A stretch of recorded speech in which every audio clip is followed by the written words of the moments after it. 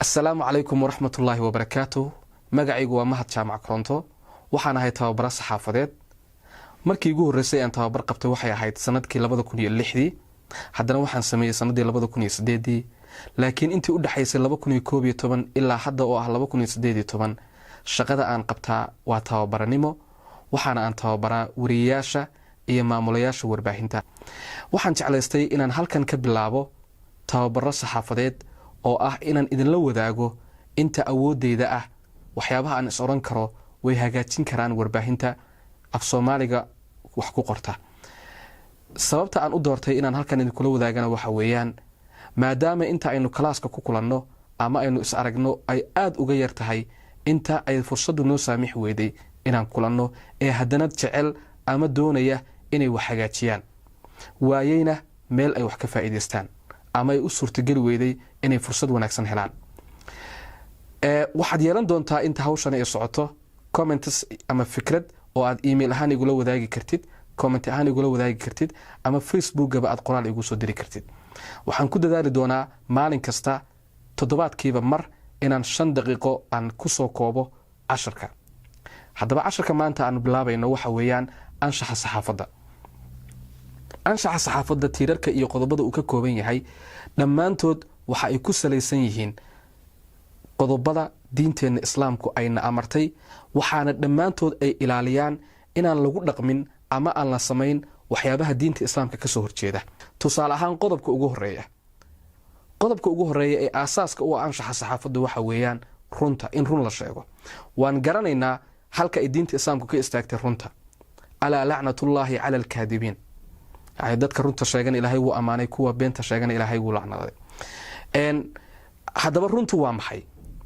runtu waxa weeyaan in waxa sida ay jiraan loo sheego. runtu ma aha in cidda wax tiraahda siday u tiri loo soo sheego, laakiin waa xogta dhabta ah siday u jirto in loo soo baahiyo. inaad tiraahdid waxa aad qoraysid ama codka aad soo deynaysid ama muuqaalka aad soo baahinaysid inaad ku dartid sida uu hadalka u dhigay ama siday hadalka u dhigtay, runka ma dhigayso wixii aad sheegaysay.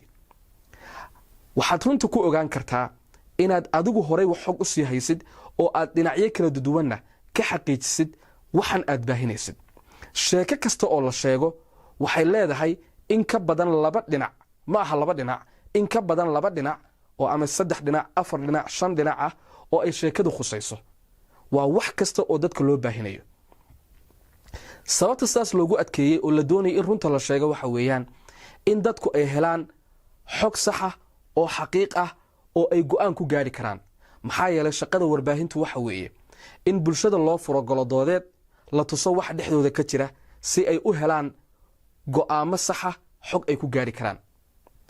haddaba marka cidi ay wax noo sheegayso waxaan u baahannahay inaan iska xaqiijinno oo aan hubinno xogta aan baahinayno sida diinteena islaamkuba ay inoo tiri.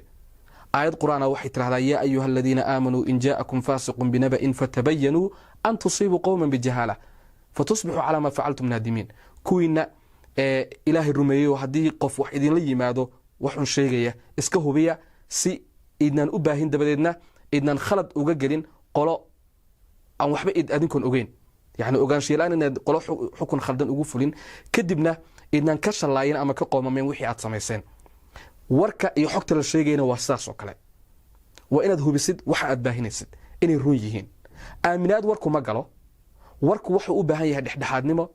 cidna lacag kuma bixin karto, cidna ma yeelan karto, qofna lama aamini karo, laakiin waxa la daba soconayaa oo la aaminayaa waa xogta. halkaas ayaan ku joojinayaa maanta insha Allah. waxaan jeclahay inuu sida uga gaabto muuqaalada aan idinla wadaagayo si inaan uga caajisin. toddobaadkiiba maalin ayaan idin soo baahin doonaa haddii alla yiraahdo. waxaad nagala xiriiri kartaan emailka aan ku soo qori doono xagga dambe iyo ciwaanka Facebook. aad baad u mahadsantihiin.